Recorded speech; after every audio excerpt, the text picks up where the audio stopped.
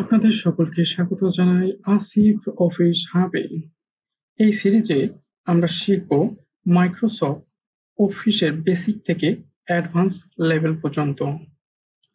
Microsoft Excel একটি জনপ্রিয় software যেটি মাইক্রোসফট অফিসের একটি অংশ। আজকের মাইক্রোসফট এক্সেলের পরিচিতি দেখব এবং এক্সেল কি এবং কোথায় ব্যবহার হয়। প্রথমত মাইক্রোসফট এক্সেল একটি স্প্রেডশিট সফটওয়্যার। এটি ব্যবহার করা হয় হিসাব রাখা, রিপোর্ট তৈরি, ডাটা অ্যানালাইসিস এবং আরও অনেক কিছুতে, যোগ বিয়োগ গুণভাগ এবং অনেক ধরনের অফিসিয়াল কাজে এটি ব্যবহৃত হয়। চাকরির ক্ষেত্রে এটি খুবই গুরুত্বপূর্ণ। আমরা এই কোর্সে আপনি এক্সেলের বেসিক থেকে অ্যাডভান্স পর্যন্ত শিখতে পারবেন।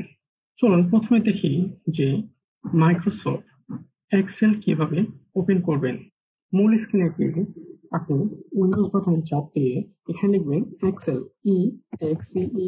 এক্সেল লিখে এন্টার দিলে আপনার মাইক্রোসফট এক্সেল সফটওয়্যারটি ওপেন হয়ে যাবে। হওয়ার পরে এখানে নিউ অপশনে যাবেন, যাওয়ার পরে ব্ল্যাঙ্ক ওয়ার্কবুক এখানে চাপ দিলে আপনার অ্যাপটি ওপেন হয়ে গেল।